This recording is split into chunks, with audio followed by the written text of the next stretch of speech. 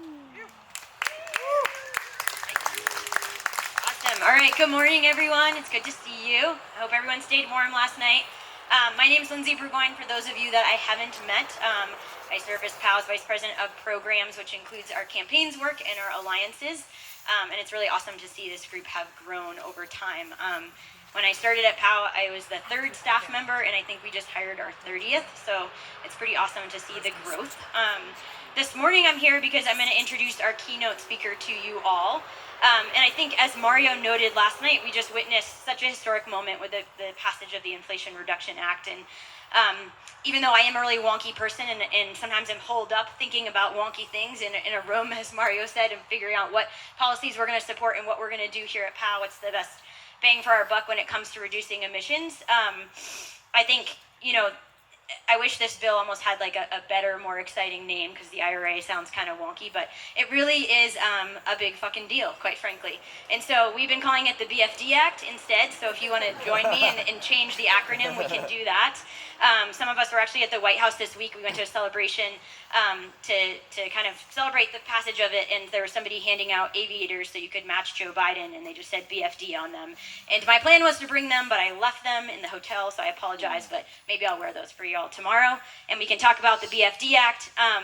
And so I think it's exciting to see these things pass, right? Like, we're all like, okay, this happened, but what does it actually mean? And how do we actually contextualize what were the policies in it? I think sometimes that can get really confusing, and as with a lot of things with climate, sometimes really hard to visualize. And so today what I really wanted to do in terms of a speaker is bring you someone that could contextualize it and then talk about what's next.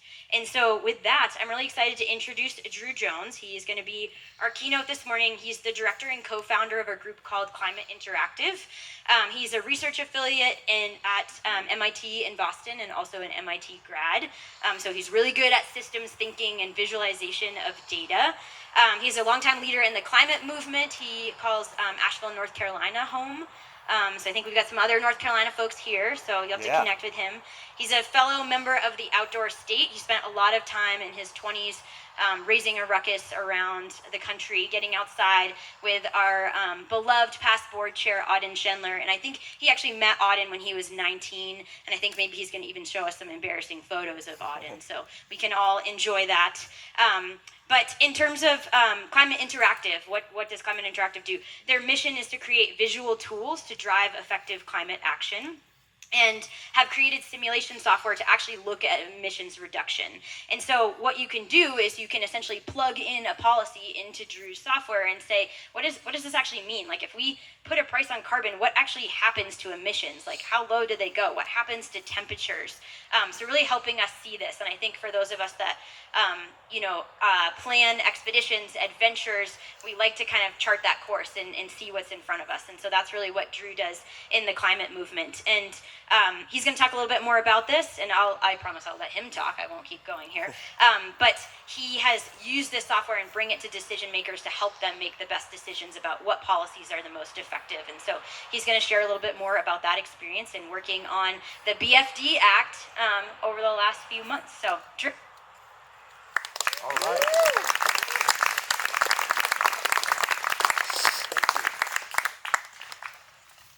All right. Test. Can you hear me okay? There it is. There it is. All right. What a pleasure to be here. Thank you so much, and thank you to POW for making this happen and pulling it all together, and a great night getting to camp out the night before this talk this morning. It's just something I've looked forward to for a long time to be here. Some context, my first job was at Rocky Mountain Institute. I worked in Amory and Hunter Levin's living room back in the early days of RMI. They paid me $7,200 a year. However, free housing, Old Snowmass, Colorado, free lunch, an unlimited pass, Ajax Snowmass Buttermilk. Best job I've ever had. 2 years in, my younger brother, Cater, graduated from college as well, and he moved out with his freshman year roommate, Auden Schendler, to El Jebel, Colorado, right down the river, down the valley, and got jobs insulating trailer parks. So they were there.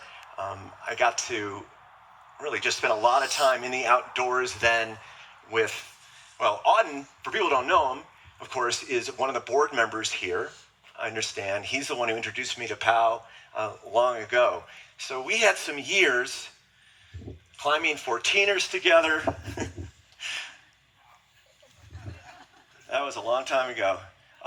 And just spending time out in the backcountry. Eventually aiming towards doing the dream trip, which was going to be a winter ascent of Mount Whitney, with a plan laid out by Tori Udall's dad, Randy, who was my mentor at RMI. And the idea was to spend a week on the John Muir trails in snow caves and then go summit Whitney. And we built up for that. Like to take pictures of ourselves. There's Auden in the pose. And when we did that trip on Whitney, we had 5 days on the John Muir Trail, and it came to a pass. We come over, and it crossed an area just a little bit too exposed. There was a little drop, and then a flattish area, and then a bigger drop. And we came up to it. I'm no great skier. My brother isn't either. We had Chenard Tootin edges. I swear I was on 215s back then. Big pack, leather boots. On went right across. And we stood there and we said, this trip is over. There's that moment at a crux, like this trip is over. That is okay. We go back, we go out, we hitchhike to the cars. It was just over. And we have these moments when it feels like there is something impossible. So we looked at it, and Auden's on the other side of this exposed area, and he skis down and back, takes off his boots, his skis, takes off his pack, and he turns up and looks at us and bends his knees and sits his butt back, and he goes, I got you.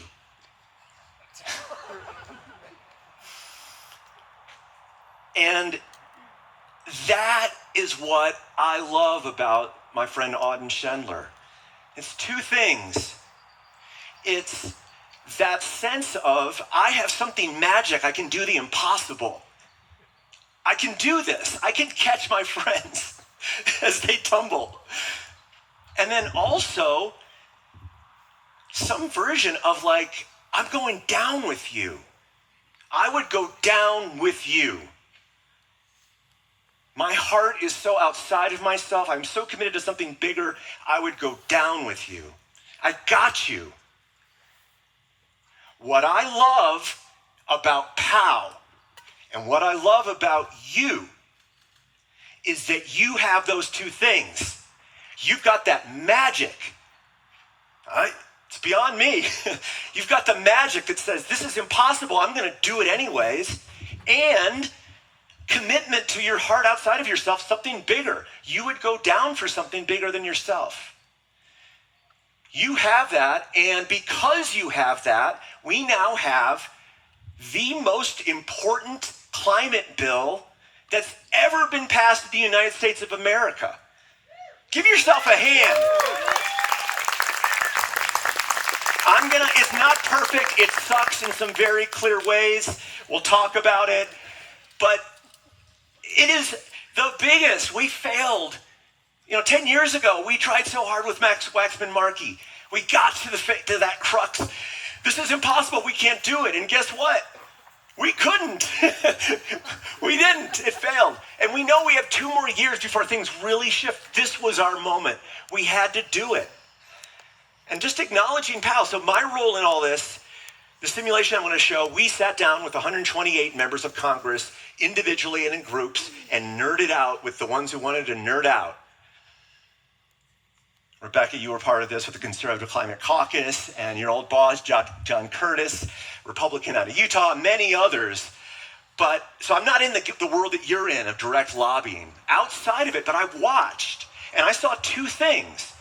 One that I saw is just what it took, which was pressure, and then pressure, and then pressure and pressure and pressure. And you guys I saw brought that general pressure.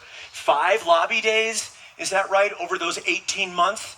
Meetings and emails and phone calls and texts and all of that. All that you did over those 2 years of general pressure before us. Raise your hand if you had anything to do with any pressuring anybody. There's a big hand up. Raise your hands. Own this. Own yourself. Give yourself a hand. You did that. And then, who remembers this moment when the bill was dead? You remember this moment? How terrible was that? It was us at the crux. We're turning around to my brother. We're turning around. It's dead. It was dead. As I understand it, at that moment, via what, your partners, Altera and Snowshoe, you got a letter hand-delivered to Mansion at the exact right time when it's really needed? Anybody, Altera, you guys were raise your hand if you were part of that. Right there, yeah? Yes, raise your hand higher. Hell yeah. Then Mansion says, okay, I'll add some stuff, but okay. And then it's on to Arizona, Cinema, and what, POW Bike, I understand. She loves you guys, and like, you sent some text. Who was part of all that? Someone else. Yeah, over there, all right. Raise your hand again, was it? No, okay. Everybody. Okay. 2 critical moments. What did you bring? You brought that magic, that face the impossible, do it anyways. We were done. I was done. You weren't done. You faced the impossible and persisted. And for something bigger, those 2 qualities coming together.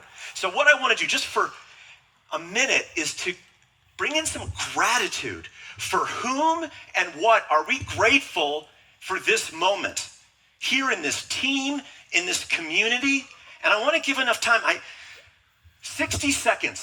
I've been hollering at you, but I'm going to put on my clock right here. For just 60 seconds, please think. For whom or what are you grateful in this critical moment in our history? We're just going to be quiet.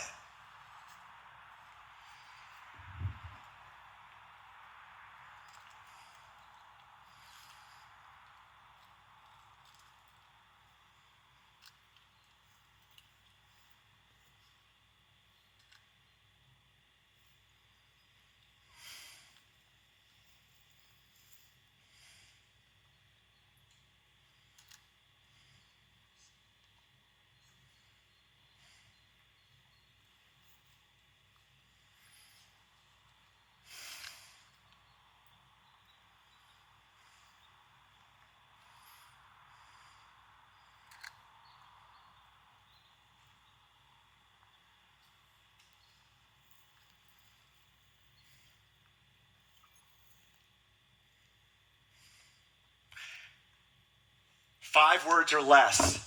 For whom or what are you grateful? Yes. Jeremy and the POW staff for motivating us, energizing us, and holding our hand. Jeremy and the POW staff, thank you. Yes. People that didn't give up. People that didn't give up. I saw a hand up here. Everyone in this amphitheater. Everyone in this amphitheater, thank you. Yes. Your mom and your dad. Who else? Yes. My friends who I shared amazing moments in the mountains with. Your friends who you share amazing moments in the mountains with. Thank you. Yes. Luke. The voters of Georgia who got that Senate seat that gave us the 50. Yes. Wow. Elections matter. Elections matter. They hit dominoes that click forward. Who else? What else are you grateful for? Yes. Lindsay and Jake for looping me into this whole group. Lindsay and Jake for looping us into the whole group. Give it up for Lindsay and Jake. What else are you grateful for?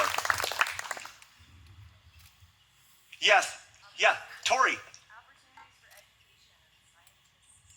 Opportunities for education and the sciences. Thank you. Last one. Yes. The entrepreneurs and innovators who are creating solutions. The entrepreneurs and innovators who are creating the solutions, eating the carrots that are being created by this legislation. Thank you. Okay, so if we follow through on all of this, what do we get? I'm going to pull up this simulator that we built with MIT. It's a global model. And what we're going to do is say, what did we get in this bill? If the whole world followed, what would it bring us? And what else is needed to get to the results that we really, really want to see? Right now, we're headed at this world that we don't want with minimal action. Temperature goes all the way up here, but this isn't about temperature. This is really about impacts. And we can look at a lot of things. By the way, this is online, free, 17 languages. When you go home, you can go play with it yourself. But it's more results, I don't know, like crop yield and other extreme weather or biodiversity. The possibility of losing of 55% of the species that are invertebrates losing more than half of their range. This kind of future of this many, all these different species losing range, we don't want this. We want to do better. Let's look and see what the IRA would bring us. So, somebody call out. What was like the biggest thing you heard of that we got in the IRA? And then we're going to do this really quickly. Later, we're going to slow down, and you can ask lots of questions about assumptions here. I will lay out that this does show a future 2000 to 2100. Coal, oil, gas, renewables, bioenergy, nuclear, showing where we're headed without any action. And then where we're headed with greenhouse gas. This is the pollution that causes the problem. And then this temperature of 3.6. See that little blip? That's us today, the COVID blip, which we're now seeing is rising back up. Emissions are growing up again. So, what was the main thing? What did you hear? We got in the IRA. Call it out. Clean energy tax credit. Clean energy tax credit for 10 years. Wow. Clean energy tax credits for 10 years. What would that bring us? So watch, we're already expecting a good bit of wind and solar in the world. So here's what we're expecting. That growth, it's getting so inexpensive, growing around the world. And don't think of the United States. What are we, 14% of emissions? This future, this is China, India, Indonesia, Brazil, Mexico, South Africa. That's what this story is about, okay? If our action here trickles around the world, we're already expecting this kind of growth in wind and solar. With these tax credits, if they're around the world, a good bit more growth. Good bit more growth and a reduction in emissions, temperature coming down. Is it a silver bullet? Does it save the whole problem? No. Does it help? Hell yeah, it helps. One thing that was important that was added with these renewable energy tax credits is some equity components were added in. One of them, if the jobs were created in low-income neighborhoods, you get a 10% increase in the tax credits. If it's in an energy community producing coal, natural gas, or oil, another 10% increase. So when people say, what about just transition? What about jobs in these areas? This bill says we are going to address that. And then third, just jobs.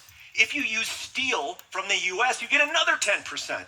So they're built in to address equity and jobs at the same time as climate. All right, so tax credits. What? Yeah, thank you, Conrad. Thank you. What else? What else is in there? EVs, electric vehicles. Because if we have all this green power, we need to shove all the demand towards electricity to use the wind and solar and other sources. So, electric vehicles over here. And what will that do? Another boost. Did you notice what it does to wind and solar? There's complementarity here. More electric vehicles, therefore more renewable energy is needed around the world. And so the future that we would see for electric vehicles would look much more not like this little black line, but a big boost. And if we get even more in air and water, and they put money in for that, it would go even higher. When electrification, electrify everything, working with decarbonization to get temperature down a little bit more. And the equity component here, if your family earns more than $300,000, you don't get the tax credit, the $7,500 for a new vehicle or $4,000 for used, but that still 91% of Americans get access to it. So it's an interesting twist on the equity. Make sure it's getting to the people who will really financially benefit from this tax credit. So electric vehicles, what else? What else is in there? Building efficiency. So much on building efficiency, and there are some great examples. $1 billion directed to affordable housing. These are these tax credits for windows, better, more efficient doors, the insulation that Auden and my brother were spraying into trailers in Elgibel 30 years ago. Commercial, $2.50 if you achieve a 25% reduction in energy for commercial areas. $4.3 billion in contractor training. Contractor to make sure that contractors know how to do this well. Go talk to Tori from New Hampshire. She works in this area, knows a lot about this. What if we get it? What if we get it? Well, let's look and see what happens with overall energy efficiency if we get some of these results. And what's beautiful about it, of course, is why we want these things. Why do we want these things is to address why we have climate change. Why do we have climate change? Because we're burning coal, oil, and gas. Mario said it so well last night. The biogeochemical system of Earth doesn't care about policy. It cares about not burning coal, oil, and gas, reducing deforestation, and cutting methane. The big five, we call them, as soon as possible. So when we have that energy efficiency and we reduce our demand for energy, which saves people money, look what it does in the long term, Billington industry energy efficiency, if we can boost it a lot. Look in the top left for coal. Already less coal. Why? Because of the renewables that are growing and displacing the coal. That's really helping. The electrification is helping. But then watch this amazing, look at what we could do to energy demand in the long term. And look at the big drop. Coal drops, natural gas drops, emissions drop, and then we make another boost down below through to 3 degrees. Buildings and energy efficiency. Thank you. What else? What else is in there? Storage credit. Storage. Absolutely. Storage and the grid, ways to use and make sure that we can handle even more renewable energy. And so I'm going to add that in. Actually, some of these things are kind of buried under here. Boost the storage, cost reduction even more. Thank you. I heard something up front. Prescription drug costs. So connecting this to health in other areas. Thank you. What else? Yes? A fee on methane? A fee on methane. Citizen Climate Lobby, another organization, have been fighting for a carbon price. We didn't get it. It would have been powerful, but we did get the first greenhouse gas price on methane. Methane, of course, from coal, oil, gas. Methane from agriculture, from landfills, from wastewater. Finally, a price. $60 a ton for coal equivalent. That is a big price. Giving incentives and paying industry that takes the time to cut their emissions of methane. Look over here, and you already, in this scenario, I think we have cut methane. Why have we cut methane in this scenario? Less natural gas. Remember, we had wind and solar crowding out natural gas. Less natural gas means less natural gas leakage, less methane going in the atmosphere. So already less methane. What if we do a lot more? What about that in nitrous oxide and F gases? Watch that 2.9, 2.7. You notice there's no silver bullet? There's no one thing that's doing this. It really is silver buckshot all across the board, getting us where we really need to go. What else is in there? Yes? Equity grant program for frontline communities. So big and so much money. Overall, $60 billion spent. I want to get these numbers right for you all of how much they decided to spend on the equity grant program. $12 billion of greenhouse gas funds. This is for rooftop solar in neighborhoods that couldn't afford to do it anyways. Affordable housing energy efficiency, $1 billion. Tribal home electrification, $145 million. Neighborhood access and equity grants for transportation, walkability, safety, access. The White House really hired a lot of people who figured out how to address equity and climate together. You, when you talk to people, can really be proud of how many results were achieved there. Now, at the same time, on equities, we did well. We also created some huge problems for people on the front lines of pipelines. The MVP pipeline, which was just approved, and will create a big problem for activists fighting that. Also, Gulf of Mexico, oil and gas, also coast of Alaska. So note that there were some trade-offs. On net, though, the giveaway in emissions to the fossil fuel industry was about 1 versus 24 times reduction in emissions. So the reduction in emissions 24 times as much as the giveaways. But note that there were equity problems that were created along the way. Other things that were done, heat pumps, billions of dollars for manufacturing heat pumps. Watch what happens with electrification. I'm going to go back here to the home. More electrification and energy efficiency in transport. There were some other things, some cuts in deforestation, also carbon removal. The priority needs to be cutting coal, oil, and gas. And to get where we really want, we know we need to invest in pulling carbon out of the atmosphere. 3 types were invested in, and I'm going to pull them up, and you can see on the removal side, it's under here, under technological carbon removal, 45Q is the bill. Rebecca, I know you were part of looking at this.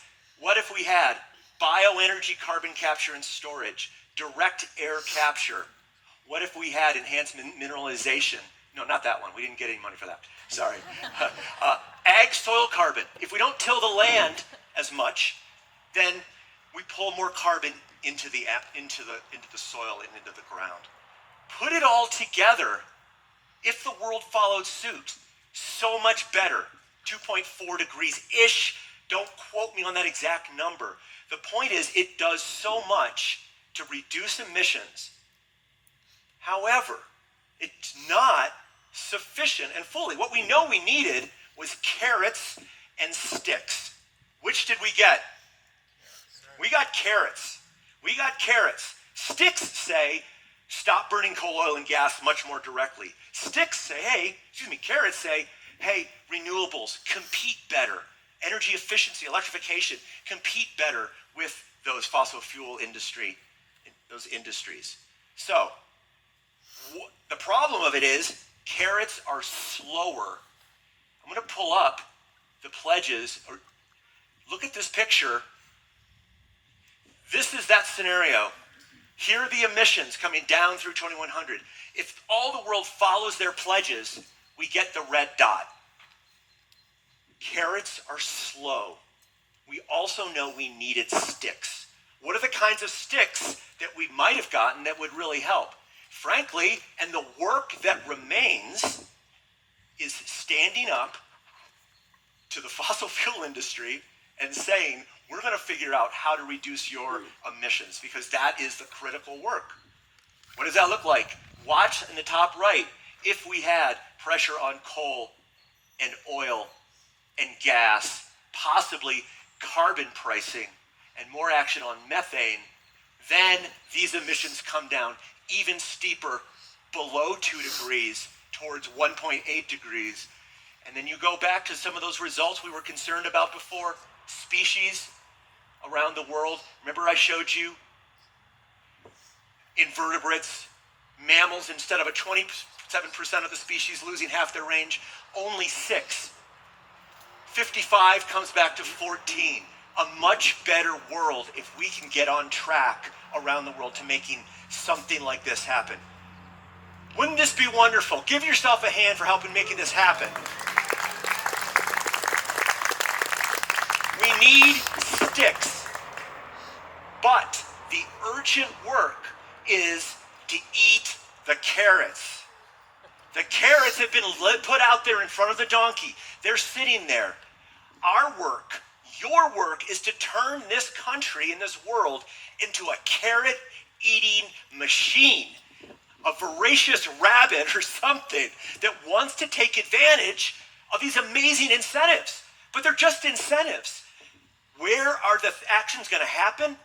State level, Public Utility Commission, city level, community level, and in these midterms, because whoever we elect will be the people who decide to eat the carrots or not, and to really dig in or just kind of play around the edges.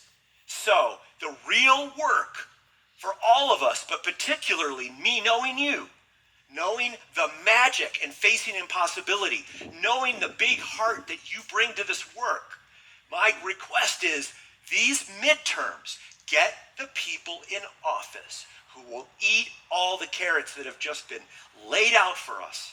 And then set your sights on finding the sticks, because we need to keep as much coal, oil, and gas in the ground in the next 10, 15 years as possible.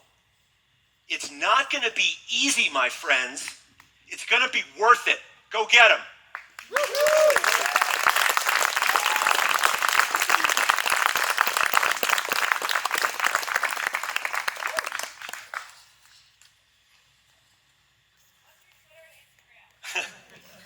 Comments on that. The 15% tax on corporations. Yeah, for the inflation. Yeah, we didn't see as much of a connection of that towards the climate results as related to like the prescription drug. There are a lot of things that were in there, but we didn't see as much of that connecting to emissions as much as the other things. Yeah, Luke. If the California ban on the combustion engine really goes national and changes the industry Yeah. globally, how big a difference does that make? Yeah, so Luke is mentioning the ban on the combustion engine in California. So when I talked about sticks, that's what I'm talking about, a stick. It is getting rid of infrastructure that uses fossil fuels, that produces fossil fuels, that finds it. And it is a big deal. That's what I'm talking about that would be needed to add. And you know, it's happening in Europe and in other places, and shutting down coal, etc. It's very important shutting down that infrastructure that uses those fossil fuels. Thank you for reminding me of that, Luke. Yes. Drew, when you were playing with the model and you started taking out coal and then oil and then natural gas, you know, there was a bit of a dip when you did the coal, and then nothing happened when you did oil and natural gas until you priced the carbon and then priced the methane. Yeah. And I'm wondering why.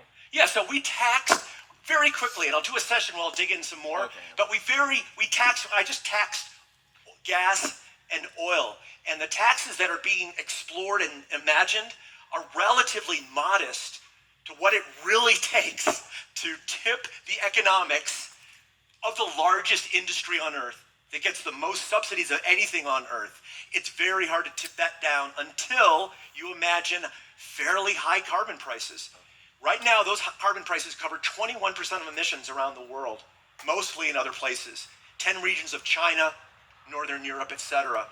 Got to find ways to make that stuff more expensive because it's what's leading to the warming. Yes, in the back, in the right.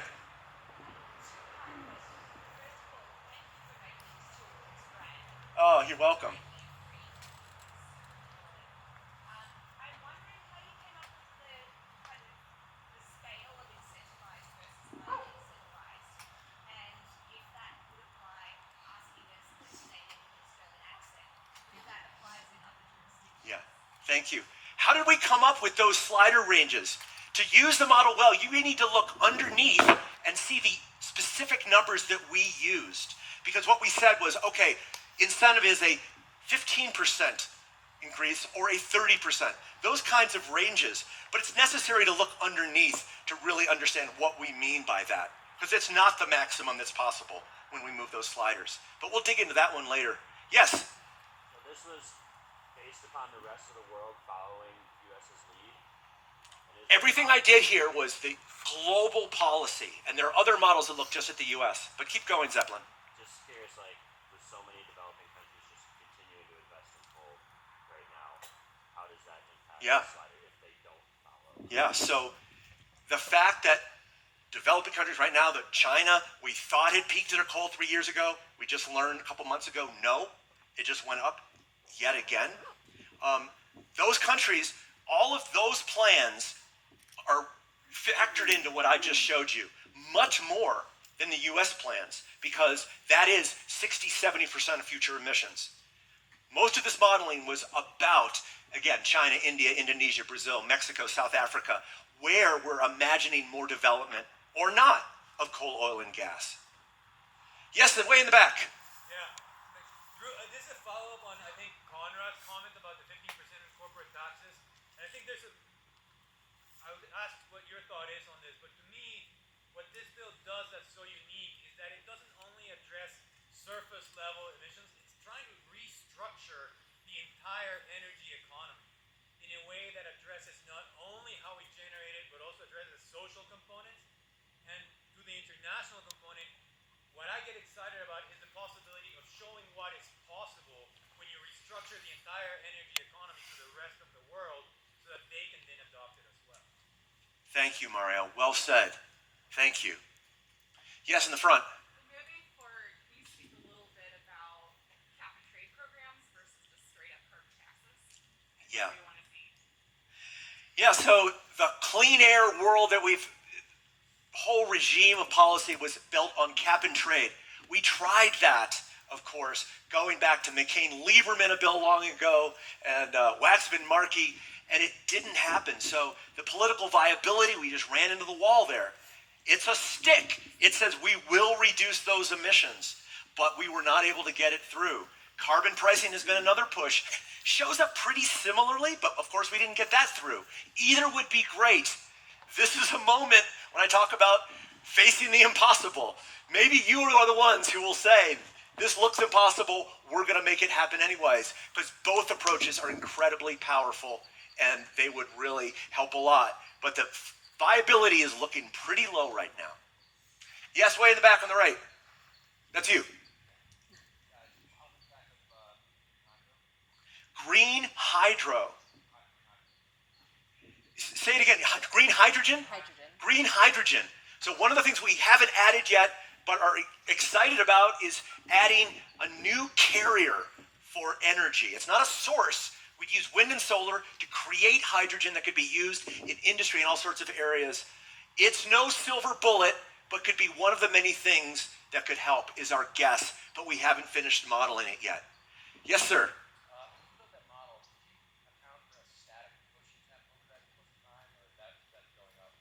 Did we account for a static ocean temperature, or do we have it going up?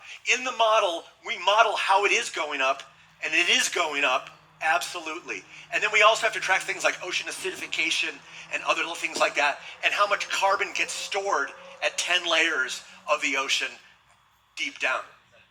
That is built in behind the model, yeah. Yes, in the front. Sorry, can you, as not being super clued up on this, let me know what sectors is the methane pricing impacting? The methane pricing is particularly pricing the energy world. So it is hitting the biggest source, which is energy, and not sufficiently hitting all of the agriculture, rice, landfill. But there are some incentives for landfill gases, wastewater, etc. And does it include methane emitted by the hydropower industry as well? I don't know. I didn't know there was methane coming from the hydropower industry. So through eutrophication of organic debris. Oh, interesting. You stop the water and then, interesting. Yeah, So so methane emissions from hydropower is higher than total emissions from Canada. wow. So no, it doesn't hit that, but thank you. Yes. One last question. You got the last one. From a brand perspective, I think advocacy is the number one and then reducing emissions. What are your thoughts on offsets? If you can't reduce your emissions, what are your thoughts on offsets? Can they be a way of responsibly done that you can actually increase incentives Yeah. to move that needle? The short version, no. I'm very, very wary of the role of offsets. We need to focus on absolute reduction of emissions as the main barometer. Focus on that. Drive attention there.